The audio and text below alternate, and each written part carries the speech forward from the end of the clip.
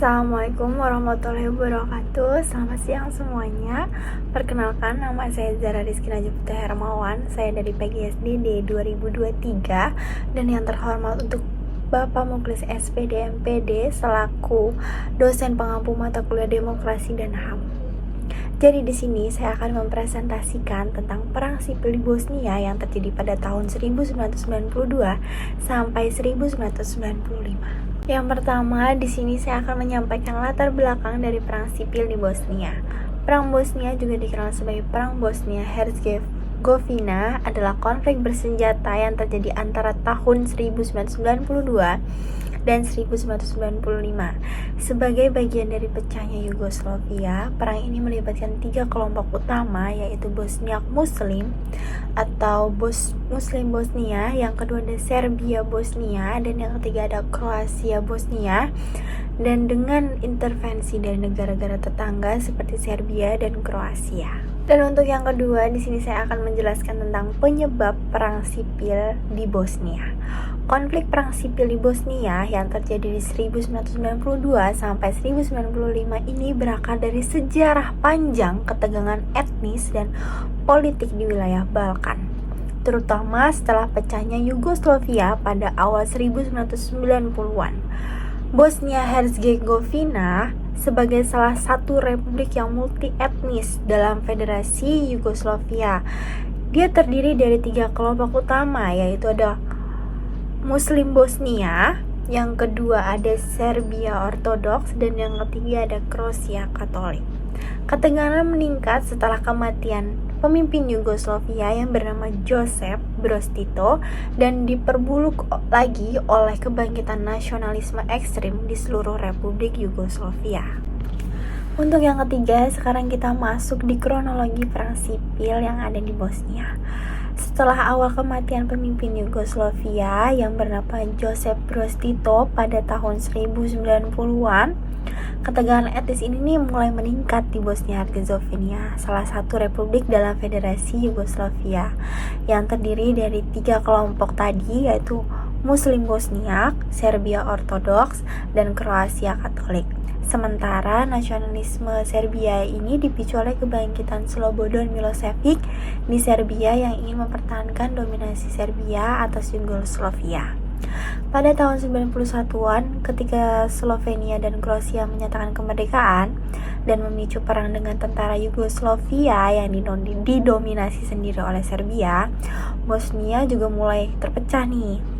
Nah, pada tanggal 29 Februari sampai 1 Maret 1992, Bosnia ini mengadakan referendum kemerdekaan yang diboikot oleh mayoritas orang Bosnia Serbia, tetapi didukung oleh Bosnia Muslim dan Kroasia.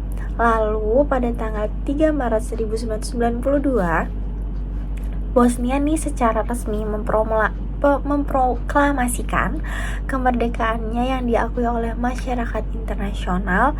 Namun pasukan Yugoslavia yang didominasi oleh Serbia ini segera mengepung ibu kota Sarajevo pada tanggal 5 April 1992. Sementara kelompok Serbia Bosnia di bawah pimpinan Radovan Karadzic dan Ratko Mladic membentuk Republik Serb dan melancarkan kampanye pembersihan etnis terhadap Muslim Bosnia dan Kroasia. Terus dimulai nih dengan pembantaian dan pengusiran di kota-kota seperti Bijeljina, Zvornik, dan Voka.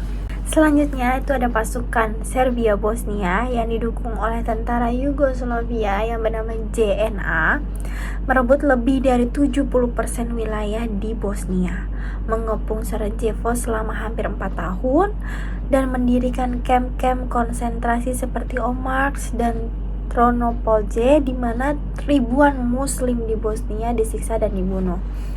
Sementara di tengah konflik, ketegangan juga pecah nih antara Bosnia Muslim dan Kroasia Bosnia.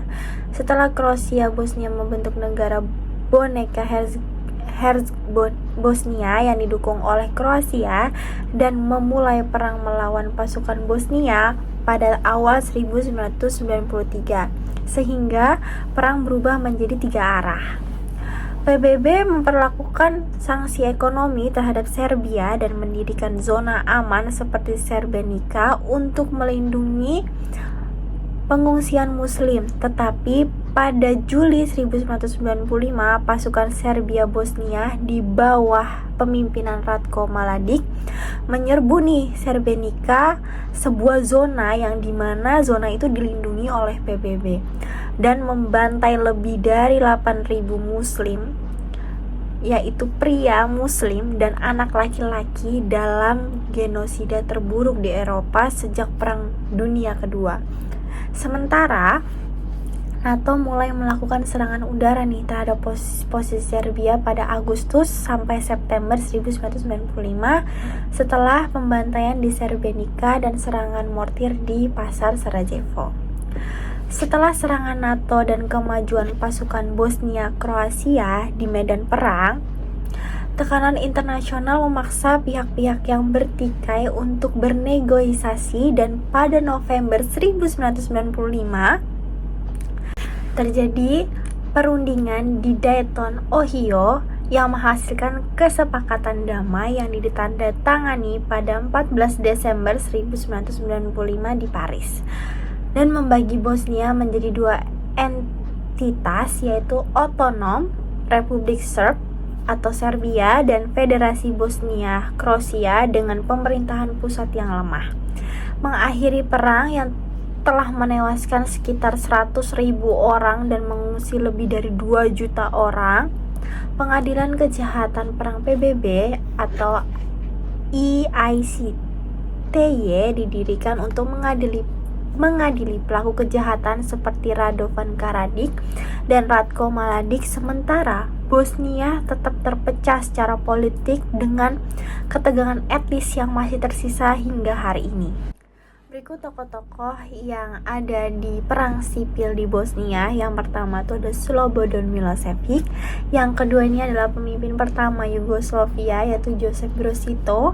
Yang kedua ini ada Radovan Karadzic dan Ratko Mladic. Dan mereka ini, yang Slobodan Milosevic, Radovan Karadzic, dan Ratko Mladic adalah penyebab dari perang sipil yang ada di Bosnia. Dan di sini ada korban yang terjadi di perang sipil di Bosnia yang sudah saya sebutkan tadi. Ada 8.000 laki-laki, anak laki-laki dan pria Muslim di Bosnia sana. Dan ini berikut foto-foto yang saya dapat. Disclaimer banget untuk teman-teman semua. Jadi korban perang sipil di Bosnia ini tidak hanya ditembaki saja, ada yang dimutilasi, ada yang bisa saja ada yang dibom secara hidup-hidup, ada yang langsung dikubur secara hidup-hidup, dan itu semuanya rata laki-laki Muslim yang ada di Bosnia. Dan untuk wanitanya, awalnya tentara Serbia Yugoslavia ini menolong dan menyediakan bis untuk mengantarkan wanita dan anak-anak perempuan dan wanita-wanita tuh ke pengungsian. Tapi seperti informasi yang saya dapat, ada yang tidak pernah sampai ke tempat pengungsian. Entah itu ada yang diperkosa, ada yang diperbudak. Jadi ada beberapa bis yang sampai datang ke pengungsian dan ada yang tidak. Jadi pelanggaran HAM menurut hukum internasional, jadi perang sipil di Bosnia ini dikenakan pelanggaran. Yang pertama itu ada kejahatan di Bosnia memenuhi definisi HAM berat dalam Statua Roma 1995 yang mendirikan mahkamah pidana di pidana internasional atau ICC, meliputi yang pertama itu ada genosida, yang kedua itu ada kejahatan terhadap kemanusiaan, yaitu ada pembunuhan, penyiksaan, dan perbudakan seksual. Yang ketiga itu ada kejahatan perang, yang mana serangan terhadap warga sipil dan penghancuran properti sipil. Jadi sebelumnya di kronologi perang sipil di Bosnia saya sudah menyebutkan PBB. Jadi PBB di sini punya peran, yaitu tidak hanya PBB tapi komunitas internasional. Jadi peran PBB dan komunitas internasional pada perang sipil di Bosnia ini sangat kompleks, yang dimana mencakup upaya diplomatik, misi perdamaian, serta intervensi kemanusiaan dan militer.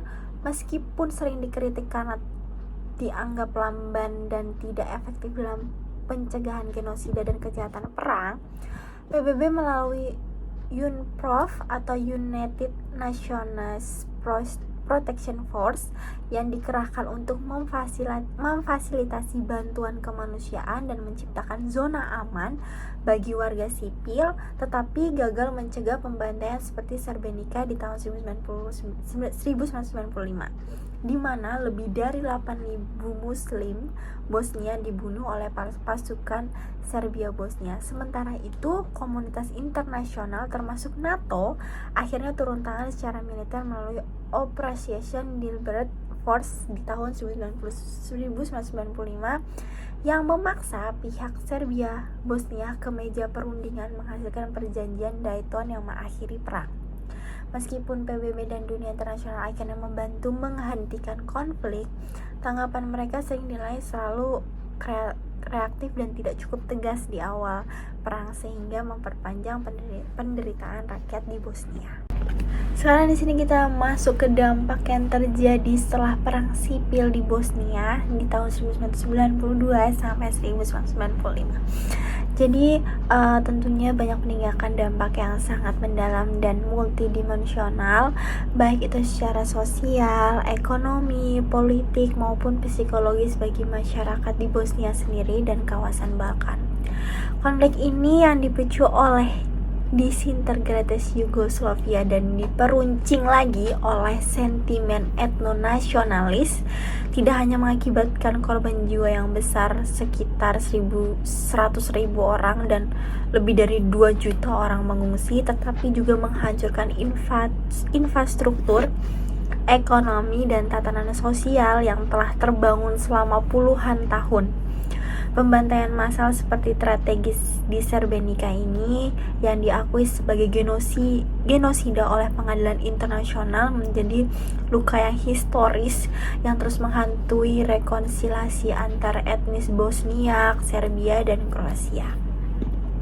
Dampak politiknya sendiri terlihat dari sistem pemerintahan Bosnia pasca perang yang sangat terfragmentasi berdasarkan etnis dengan struktur administrasi kompleks yang sering menghambat kemajuan nasional.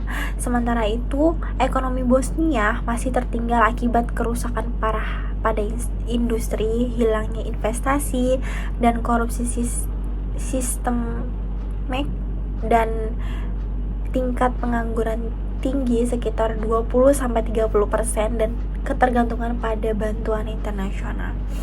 Di tingkat sosialnya sendiri, masyarakat tetap terpolarisasi oleh trauma kolektif dengan narasi sejarah yang bertentangan dengan segregasi etnis dalam pendidikan maupun kehidupan sehari-hari. Upaya keadilan transisional melalui Pengadilan Pidana Internasional untuk Yugoslavia atau ICTY hanya sebagian berhasil memulihkan kepercayaan. Meskipun perdamaian dijaga oleh kehadiran internasional seperti Hague Representative atau ketegangan laten masih muncul, terutama dari nasional Serbia yang mengancam integritas Bosnia.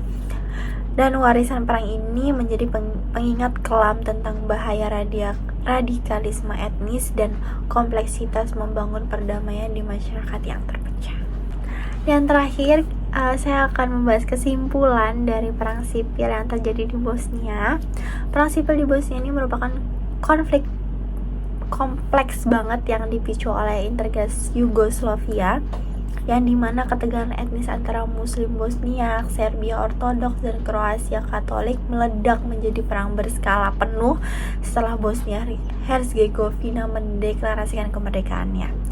Serbia Bosnia didukung oleh Serbia pemimpin Slobodan Milosevic melancarkan agresi militer dengan tujuan menciptakan Republik Serb melalui pembersihan etnis dan penduduk wilayah. Sementara itu, Kroasia Bosnia juga terlibat persekutuan dan konflik yang terubah-ubah.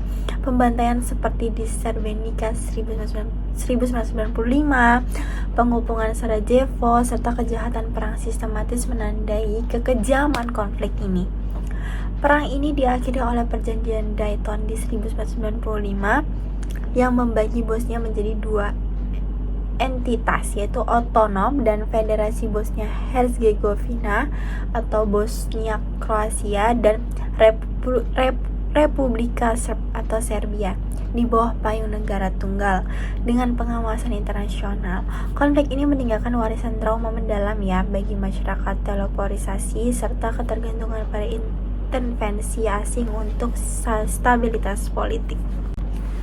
Itu saja yang bisa dapat saya sampaikan. Kurang lebihnya mohon maaf jika ada kesalahan kata. Sekian dari saya. Wassalamualaikum warahmatullahi wabarakatuh.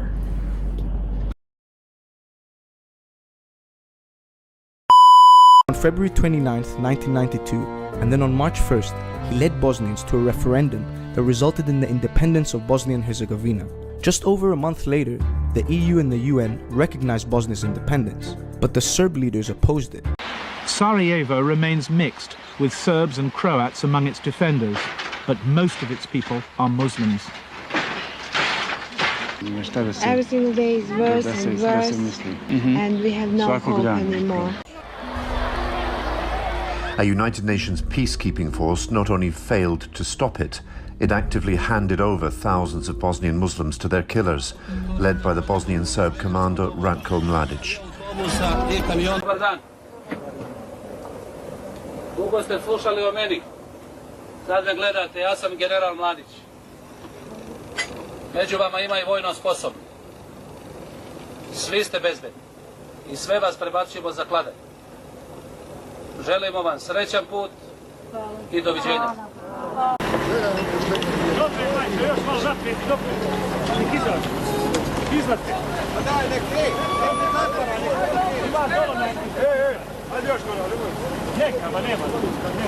Those who had their hands bloody, if they are come one day and ask for forgiveness, I think that it wouldn't be a problem for us to extend our hands. Do you think they ever will?